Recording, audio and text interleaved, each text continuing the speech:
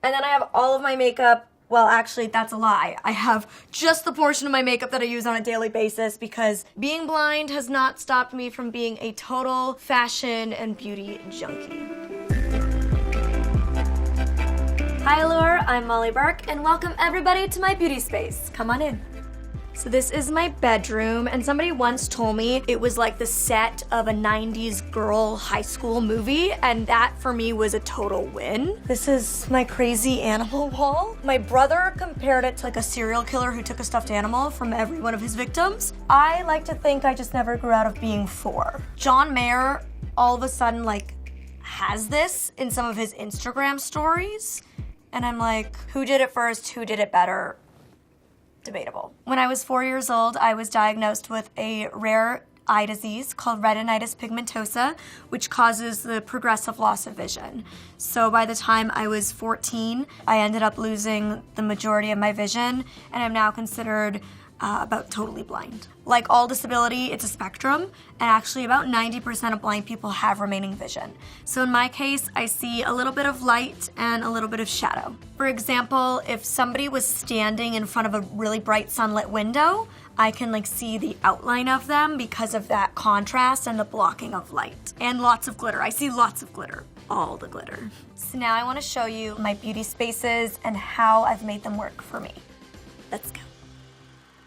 So this is my vanity. This is where I spend all of my makeup loving time. You'll notice it doesn't have a mirror. I don't need a mirror to do my makeup, so instead I get this like fun color changing sequin wall and neon signs. I see light, which means I can see sequins and glitter, which is really the only things I need in life. I'm missing so much visual intake during the day, my brain like craves it. So all of these things that I filled my environment with help give my brain that happy, good endorphin feeling that you guys get from like seeing the world around you.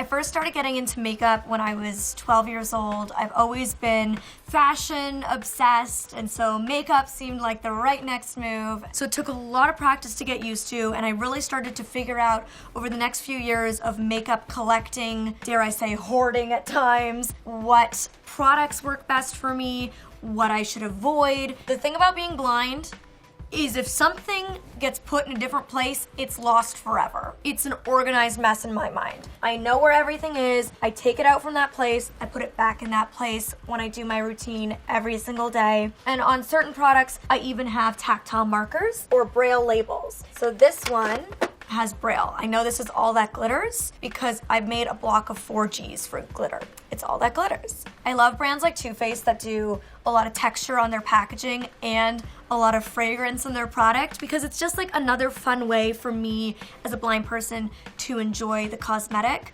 And basically when it comes to using my palettes, I memorize where shades are. For a long time growing up, I wasn't really confident enough to play with lip color, but once I started to become confident, lipsticks are definitely what I have the most of. I keep them in a color order. Each row has kind of a color theme. Back row is brights and bolds. Mid row is kind of purples and nudes, and then front row is peaches and pinks. If I ever am confused as to which color is which, I'll ask a sighted friend, a sighted minion as I call them, my sighties, or I can use an app on my phone and I can just point my phone at something and be like, hey, random human, what is this thing? And they'll be like, oh, that looks like the purple shade. Back here, I have this adorable bee mug that one of my followers sent me. My fans, I call them my killer bees, and I have a bee necklace, I have a bee tattoo.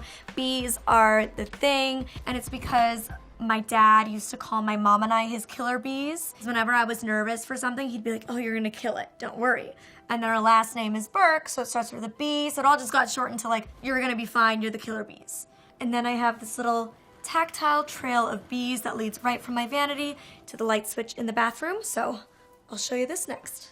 I try to have my aesthetic really flow from my bedroom right into this space. I try to keep all the product in the drawers. Luckily, I have ample drawer space in my bathroom.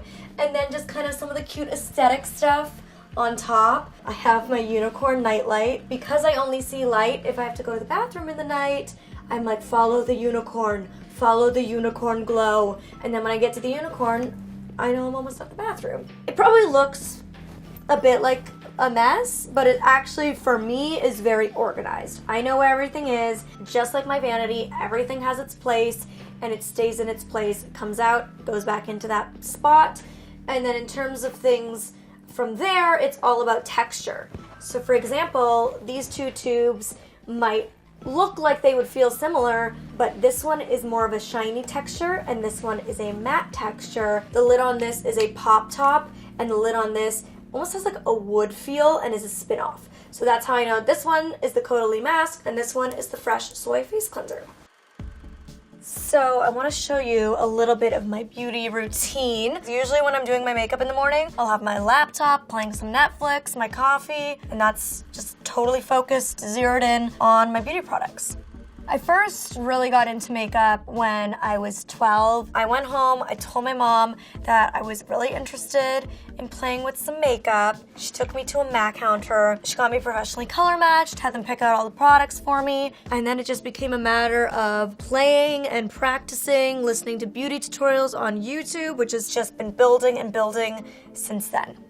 As a blind makeup lover, there was nobody to teach me. You know, I really had to figure out my own unique techniques that worked for me, figured out tricks that worked for me, and I wanted to be able to kind of share a bit of what I've learned, not only with other blind beauty lovers, but also with sighted beauty lovers, because I feel like a lot of the tips and tricks that I've picked up along the way are actually applicable to everyone. And so I thought I can start YouTube as like this fun side hobby, this side project, and over the past 4.5 years, it's turned into my main passion and what I feel like continues to be my purpose. Unfortunately, representation of disabled women in most industries doesn't really exist, media, fashion, and beauty. And when we are, it's typically kind of promoting a lot of the negative stereotypes that exist, then lead people to come to my YouTube channel or my Instagram and be like, she's not blind because I don't look like this, you know, I'm not wearing the dark sunglasses, my eyes look normal, I look like a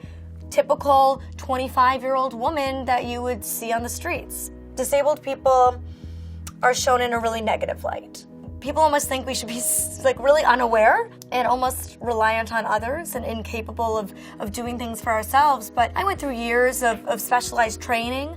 I took life skills courses where I was taught how to do like things like cook, clean, do my makeup and hair if I wanted to. With my platform, I try to really show the positive sides of being a disabled woman, because I feel like sometimes the online beauty community gets like a little bit of a bad rap because people are like, oh, it's so superficial, it's nothing but like girls putting on makeup, wanting to look good. For me, beauty and fashion continues to be so much more than about that. It's what helped me find my confidence again after vision loss and losing so much of my life and myself. Now it's something for me that isn't even about what it looks like. I can't look in the mirror. I'm lucky enough to feel just as confident leaving my house without makeup as I feel leaving my house with it. It's about the art, the creativity, the fun, the experimentation, and really the ritual and routine of self-care that I experience every morning when I sit here with myself, my coffee, and my Netflix, and I just have that time. Thank you so much, Allure, for coming and hanging out in my beauty space. I hope you enjoyed it, seeing maybe how I do some things in a unique way, and we'll see you next time. Bye.